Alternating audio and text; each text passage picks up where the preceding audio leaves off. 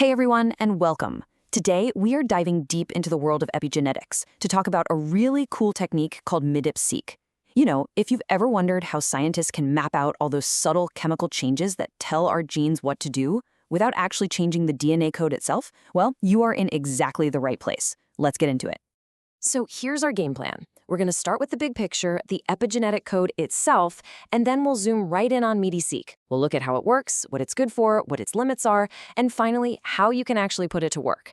Think of it like a funnel. We're starting broad and getting more and more specific as we go. All right, first things first, let's set the stage. We're talking about epigenetics, which is this amazing layer of information that sits right on top of our DNA. It's like the director of a play, telling our genes when to switch on and when to switch off.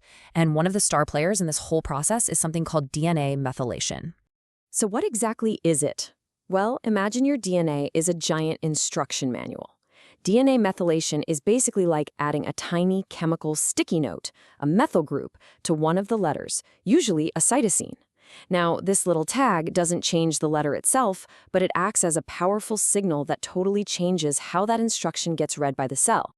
And you might be thinking, okay, but it's just one tiny chemical tag. How much of a difference can it really make?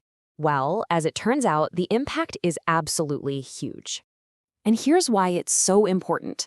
This process is fundamental to life itself. It's a master regulator helping to control which genes are turned on or off.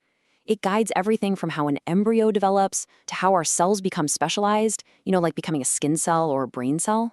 The most common form of this sticky note is 5-methylcytosine, or 5-MC for short, but it's got a close cousin, 5-hydroxymethylcytosine, or 5-HMC. Both of these are crucial epigenetic marks that researchers are super interested in tracking. Okay, so now we know what we're looking for. The next big question is how in the world do we find these tiny tags scattered across the entire genome? And that brings us to the star of our show today, MeDIP-seq.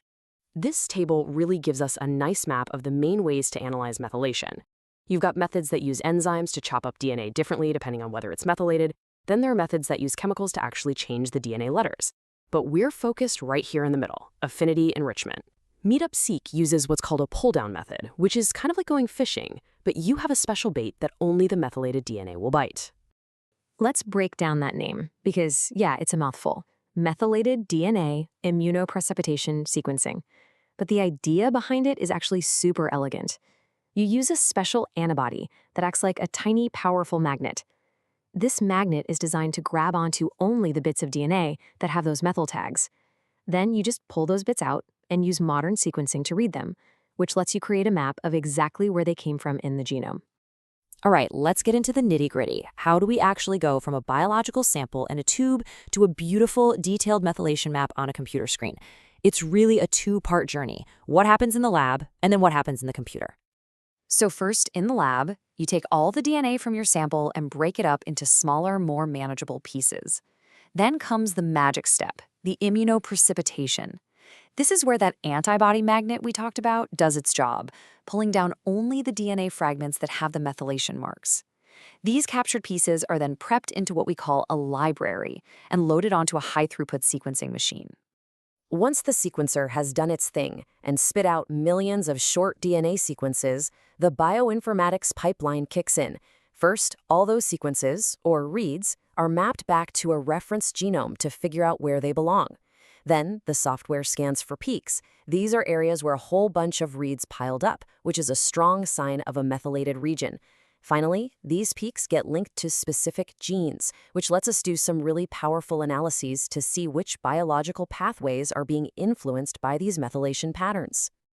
So, you might be wondering, with a few different techniques out there, why would a researcher pick MeDIP-seq? Well, like any good tool in the toolbox, it's got some real strengths and a few things you've got to keep in mind. The advantages are pretty compelling. For starters, it doesn't need a lot of DNA to work, which is an absolute game changer if you're working with really small or precious samples. It's also a very cost-effective way to get a bird's-eye view of the entire genome's methylation status. And one of the coolest things is its versatility. By just swapping out the antibody you use, you can choose to hunt for either the 5-MC mark or its cousin, 5-HMC. Of course, you have to be aware of the trade-offs. The resolution isn't down to a single DNA letter. It's more of a regional snapshot. The antibody can also be a little biased, sometimes preferring to grab DNA that has a lot of methylation. And because of that, you're getting a relative picture of methylation.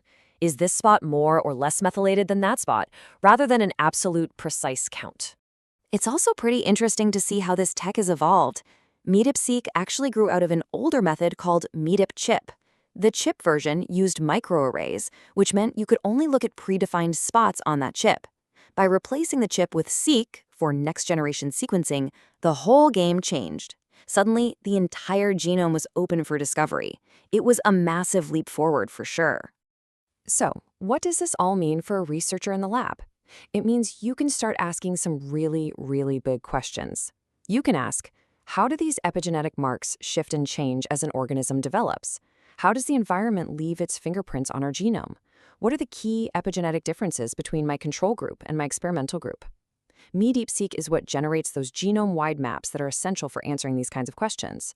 So we've covered the what, the why, and the how of MeDIP-seq. Now, let's bridge that gap from theory to actual practice. How can a researcher leverage this powerful technology to speed up their own work? And this is really where the rubber meets the road. Because let's be honest, both the lab work and the bioinformatics for this can be pretty complex. That's why a lot of researchers choose to partner up with specialized service providers, just to make sure they get the highest quality, most reliable results possible. Take, for example, a service provider like CD Genomics. They offer a complete end-to-end service that basically handles that entire workflow we just walked through.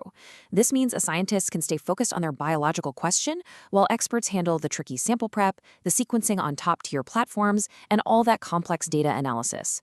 And they're set up to do both the 5MC and 5HMC analysis, and they can handle those low-input samples we said were a key advantage of the technique. And here's the most important part: what you actually get back. It's not just a giant, confusing file of raw data. The whole point is to get a comprehensive report that translates those millions of reads into real biological insights, identifying the methylation peaks, linking them to genes, and analyzing how the patterns are different between your samples. You get, in short, the whole story that was locked away inside your data. And that brings us to the end of our deep dive. MeDIP-seq is a powerful, accessible, and really efficient lens for looking at the epigenome. It lets us ask these profound questions about how our genes are controlled by development, the environment, and so much more. So the only question that's left is, what epigenetic secrets is your research waiting to uncover? Thanks for tuning in.